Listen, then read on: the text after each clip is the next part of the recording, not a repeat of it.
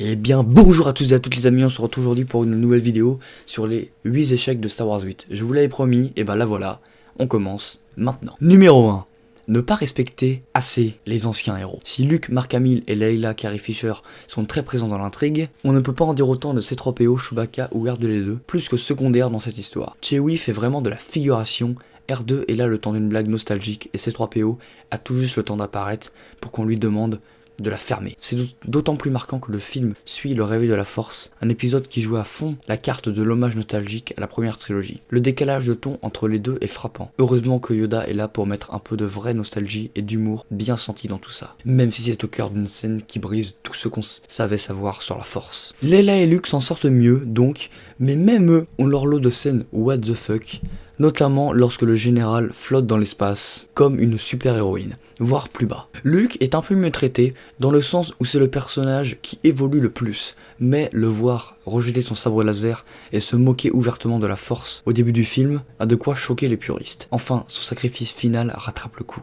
Quoique, si la symbolique est belle, les deux soleils, comme dans la scène d'ouverture d'un Nouvel Espoir, tous les enjeux de cette séquence ne sont pas très clairs. Luke est mort d'épuisement en faisant voyager son corps astral à une si grande vitesse, et reviendra-t-il en spectre? Numéro 2, ne pas faire assez évoluer les personnages. Le message de Dernier Jedi, dire au revoir aux anciens pour laisser la place à la nouvelle génération. Très bien, sauf que dans le détail, les jeunes héros de la suite évoluent peu. Le côté déceptif de l'anti-révélation des propos de parents de Rey et Daisy Ridley accentue l'idée que la jeune fille n'a pas appris grand chose sur elle-même, malgré sa rencontre avec Luke.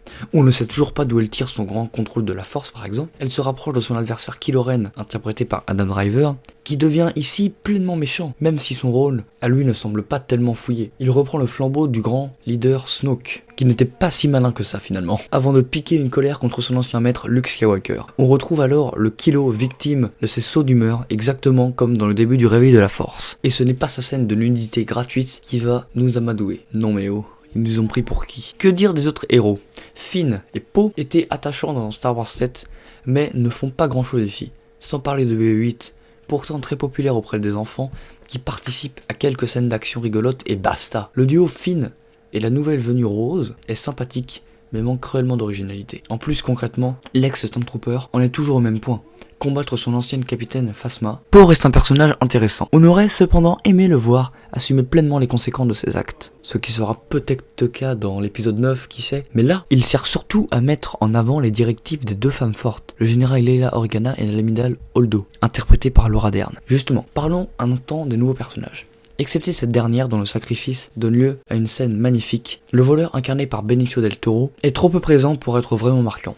Sans compter que sa trahison est prévisible. Les scénaristes ont visiblement eu trop de personnages à gérer, et cela donne la désagréable impression que la plupart sont relégués au second rang. Numéro 3. Tuer Snoke de façon lamentable. Star Wars 7 a reçu pas mal de critiques concernant sa construction trop copier-coller des épisodes 4 et 6, mais le film de J.J. Abrams crée quand même de nouveaux personnages intrigants. Le puissant Snoke a notamment fait naître pas mal de théories chez les fans, et Rian Johnson et son équipe ont contre toute attente décidé de briser la construction du personnage au beau milieu des Derniers Jedi. L'idée, pourquoi pas, c'est une manière de jouer avec le mythe et de créer des surprises, mais ce n'était peut-être pas une raison pour le tuer de cette façon, coupé en deux au moment où il se sent le plus fort et manipulateur que jamais. Le grand méchant s'effondre lamentablement, puis son corps tordu est une nouvelle fois montré pour insister sur sa disparition grotesque. Scénaristiquement parlant, cela devrait permettre à Kylo Ren d'obtenir le statut de leader suprême et donc d'être au top de la puissance maléfique. Mais la fin de son prédécesseur est tellement ridicule qu'elle finit par gâcher cette idée, et le public a visiblement du mal à s'en remettre. Numéro 4. Casser toute intensité dramatique avec des blagues. D'ailleurs, ce principe de détruire la force d'une scène en balançant des blagues est un gros travers de cet épisode. La rencontre entre Rey et Luke, attendue depuis 2 ans par le public, est rapidement brisée par la réaction de ce dernier qui jette son sabre laser et part vaquer à ses occupations pas vraiment passionnantes. Sauf si vous avez toujours rêvé de voir Luke Skywalker aller à la pêche. L'entraînement de Rey est alors entrecoupé d'une peinture absurde du quotidien de l'ancien maître Jedi, entre les porgs mignons mais envahissants et ses voisines râleurs. Cette année, Disney a poussé à fond ce principe avec Thor Ragnarok, qui faisait du fun avant tout, au détriment d'un fond un minimum dramatique. Chaque début de conflit était systématiquement détruit par une vanne, qu'elle soit verbale ou visuelle. Si ça marchait bien chez Marvel, Star Wars a un tel statut de la saga culte que ce changement radical de ton a de quoi désarçonner les spectateurs de la première heure. Attention, on ne dit pas qu'il n'y a pas le droit d'avoir de l'humour dans Star Wars, il y en a toujours eu, et c'était souvent très drôle. Il y a d'ailleurs des blagues géniales dans les derniers Jedi, comme celle de Ferrar passé, qu'on croirait tout droit sorti de la folle histoire de l'espace. Mais c'est plus déroutant quand ça concerne une séquence où l'intensité dramatique est en train de se jouer. Montrer Snoke fou de sa pleine puissance avant de le massacrer en un coup de sabre laser, c'est un peu comme si Dark Vador avait sorti une bonne grosse vanne à Luke après lui avoir révélé qui était son père. Vous voyez un petit peu. Numéro 5, transformer Leila en héroïne. Un autre gros défaut de cette suite est de multiplier les incohérences et ou les facilités scénaristiques. Un exemple concret. DJ, le personnage intercepté par Benicio del Toro, est peu présent à l'écran, mais bien pratique puisqu'il sauve 2 fois de suite Rose et Finn. Il les sort de prison, puis vient les récupérer à bord d'un vaisseau volé après leur escapade sur le dos des Phaseurs. Les derniers Jedi est bourré de twists scénaristiques faciles de ce type. Faire exploser les vaisseaux rebelles un par un, par exemple, ça n'a aucun sens. Quitte à se sacrifier, Holdo aurait pu mettre Poe au courant de son plan plus tôt et foncer dans le vaisseau du Premier Ordre avant que les troupes ne commencent à être décimées. La scène est bluffante visuellement, mais ça n'excuse pas l'incohérence. Arrêtons-nous un instant sur Poe d'ailleurs, qui envoie Finn et Rose sur Canto Bight, la planète Casino, pour une mission finalement ratée. Il ne pouvait pas le prévoir, certes, mais cela donne à la scène en question un côté inutile. D'accord, ça permet au duo de sauver les bestioles maltraitées, et c'est bien mignon, mais le seul intérêt scénaristique de cette planète est de présenter le petit garçon qui ressent la force et annonce la nouvelle génération de Jedi. Scène qui aurait pu se passer ailleurs, en plus. Vu qu'on ne montre pas les retombées de cette mission échouée par Poe, la séquence entière perd son intérêt.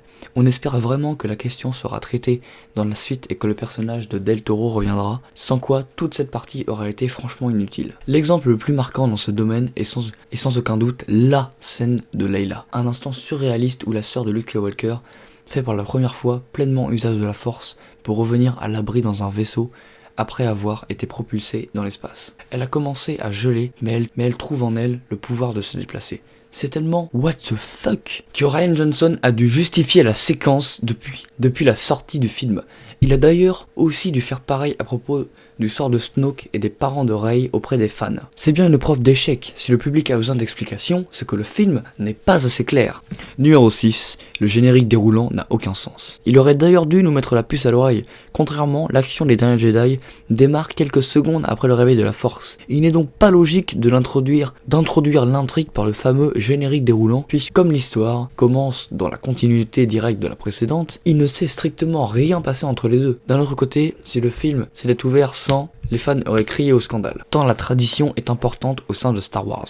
Son absence au début de Rogue One avait déjà pas mal divisé les spectateurs, elle était justifiée par la production et par le fait qu'il s'agit d'un spin-off. Ce paradoxe montre bien toute la difficulté de la réalisation d'un Star Wars. Même dans un épisode comme celui-ci, qui veut briser les codes, certains éléments sont inévitables. Tant pis s'ils sont illogiques, cela participe à cette impression d'histoire générale incohérente. Numéro 7. Briser la continuité de la saga. Rian Johnson essaye clairement de se détacher de la mythologie Star Wars avec cet épisode. Et cela peut donner quelques bonnes idées, mais ça crée aussi un étrange décalage au milieu de l'histoire générale. Contrairement aux autres épisodes qui marchent en trilogie, celui-ci est si différent du Réveil de la Force qu'on a du mal à voir entre les deux une intrigue cohérente. Star Wars 8 est au beau milieu du canon officiel de la saga, mais ressemble étrangement à un spin-off ou à un épisode à part, sorte de défouloir où l'on se permet de casser les codes. Le sabre laser de Luke et le masque de Dark Vador, sans trop se soucier de la suite.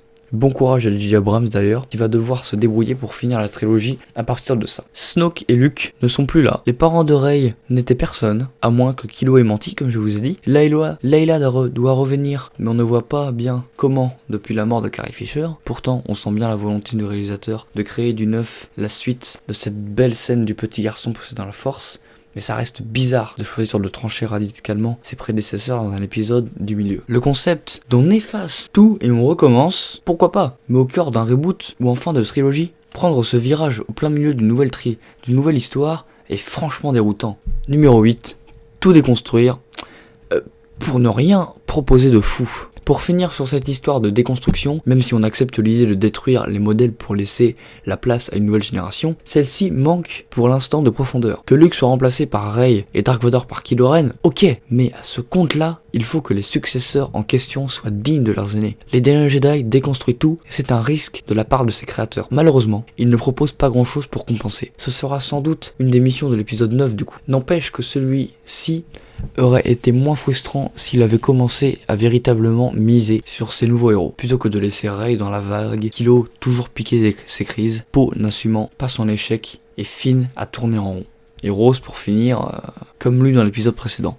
Voilà les amis, j'espère que cette vidéo vous a plu. Moi j'ai pris beaucoup de plaisir à la faire. Si je parlais pas fort c'était normal. Je vous conseille de vous abonner parce que c'est très bien de vous abonner, voilà. Laissez un commentaire, posez-moi des questions pour la FAQ et tout. Moi, je vous dis à la prochaine pour une prochaine vidéo. Salut les amis.